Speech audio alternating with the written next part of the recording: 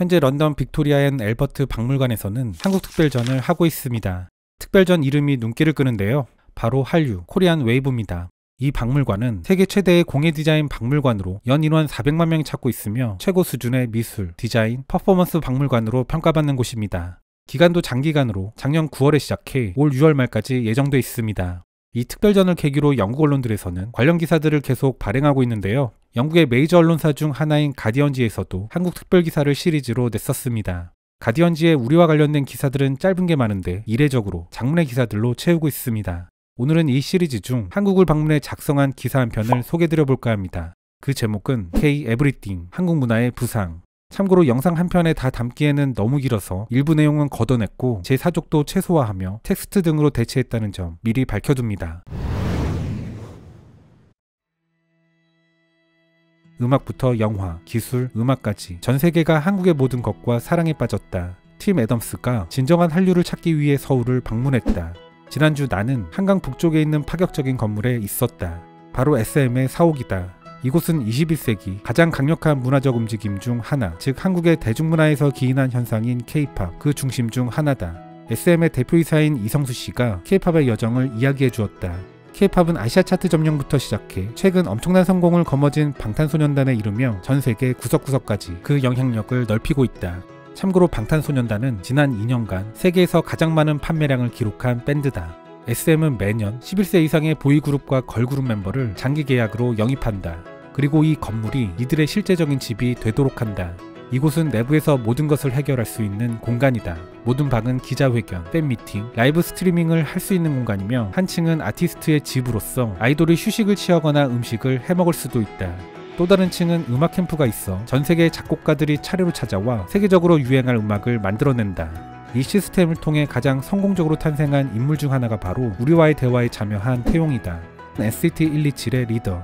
그들의 노래 스티커는 미국 빌보드 차트 3위에 오르기도 했다. 이성수 이사는 연습생의 부모들이 자녀가 안전하게 있음을 확인할 수 있다고 말한다. 우리는 섹스 마약 클럽에 대해 노래하지 않습니다. 우리는 나쁜 꿈이 아니라 좋은 꿈을 팝니다. 이러한 정신은 K-POP 팬들이 아이돌에 대한 욕망이 아닌 이들을 보호하기 위한 군단을 만들어내고 동참하게 하는데 기여한다. 내가 스튜디오를 나서기 전 이 이사는 이 모든 것이 어디에서부터 시작되었는지를 짐작케 하는 사진을 보여주었다. 바로 2000년 상하이 이브닝 포스트에 나온 것이다. SM의 원조 보이 그룹인 H.O.T는 첫 번째 베이징 콘서트를 열었다. 이 내용을 담은 신문 헤드라인에서 한류라는 핵심적인 아이디어가 처음으로 등장했다.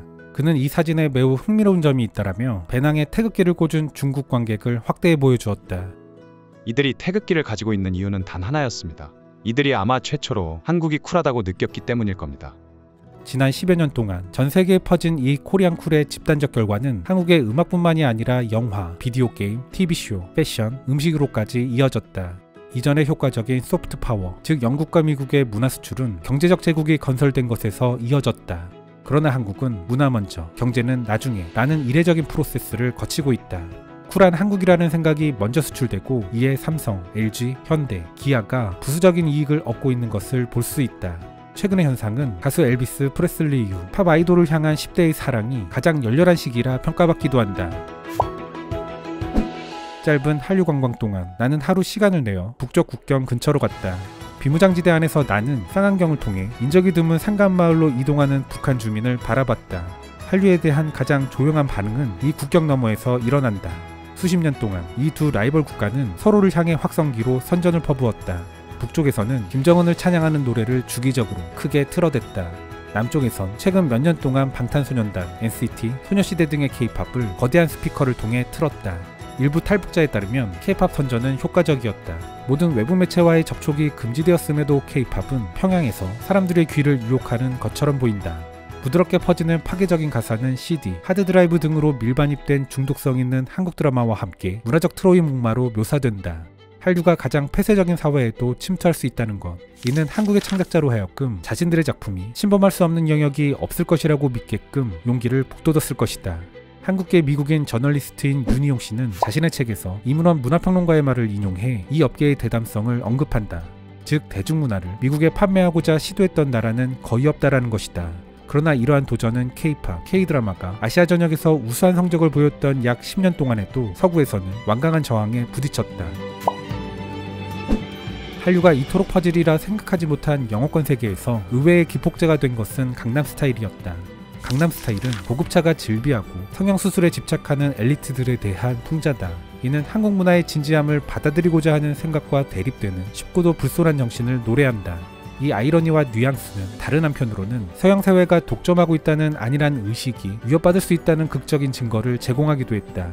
이 노래의 전 세계적인 성공은 한국 역사의 극적인 하락 및 상승과 닮아 있다. 한국전쟁 이후 한국은 전 세계에서 가장 가난한 나라 중 하나로 추락했다. 그런데 권위주의적인 억압, 집단적 의지가 뒤섞인 이 은둔왕국은 1990년대 후반 기술 및 제조업계의 성공 신화를 써나가게 된다. 그러나 이러한 상승세는 1997년 IMF 시대가 도래하면서 갑작스럽게 끝난다. 하지만 극적인 반전은 또 일어난다. IMF 위기 이후 한국은 또다시 빠르게 일어난 것이다. 이후 한국의 리브랜딩 프로그램 중 하나는 디지털 미래에 대한 약속이었다. 2010년까지 거의 모든 한국 가정에 광대역 통신망이 보급되었다. 이런 기술 인프라는 한류의 영역을 현실과 가상세계의 구분을 모호하게 만들어주는 수준까지 올라왔다. 한편 K-POP 스타들이 콘서트 스테이지와 상상 속 메타버스 세계에 동시에 존재하는 것과 마찬가지로 e스포츠 역시 현실 세계와 온라인 게임을 융합했다. 이런 가상에서 이루어지는 상호작용이 다양함에도 불구하고 한국은 전통 문화에 대한 감각도 여전히 강력하게 남아있다. 어느 날 밤 나는 서울에서 84세인 심영순 요리연구가와 함께 저녁을 먹을 기회가 있었다. 그녀는 딸이 운영하는 식당에 빳빳한 한복을 입고 나타났다. 심 연구관은 50년 동안 한국 요리를 전파했고 세계 요리계와 거의 관계를 맺지 못했던 한국 음식이 미쉐린에서 별을 받는 요리로 재탄생하는 것을 지켜보았다. 김치는 이러한 혁명의 핵심이다. 김치는 김장이라고 불리는 공동체적 의식 행위에 대한 기억과 함께 한국인들의 마음속 독특한 곳에 자리 잡고 있다. 심 연구관은 전국 곳곳을 여행하며 15세기로 거슬러 올라가는 김치에 대한 기록을 가지고 수십 가지의 다양한 조리법을 수집했다. 그녀는 자신의 정신적, 육체적 건강을 한국 요리의 균형과 섬세함 덕분이라고 말했다. 김치가 건강해주는 이점에 대한 소문은 K-POP과 함께 코로나19 대유행 동안 세계 꽤 많은 곳으로 퍼져나갔다. 그녀는 중국판, 일본판 김치가 얼마나 제대로 되지 못한 것인가에 대해 길고 열정적인 주장을 펼쳤다. 다만 한국 음식이 그 기원의 고유성을 기념하고 싶을지는 모르겠지만 사실 다른 한국 문화와 마찬가지로 한국 음식은 굉장히 많이 융합된 것이다. 10년 전 이문원 평론가는 한국인은 창의성이 부족하다고 말한 적이 있다. 그러나 급속도로 발전한 아시아의 호랑이 경제가 지난 세기 말 서양의 우수한 제조업을 수입하고 모방에 앞지른 것처럼 한국의 아티스트들도 서양의 아이디어를 가져와 변형시켰다. 그러한 노력이 가장 크게 성공한 곳으로는 영화계를 꼽을 수 있다.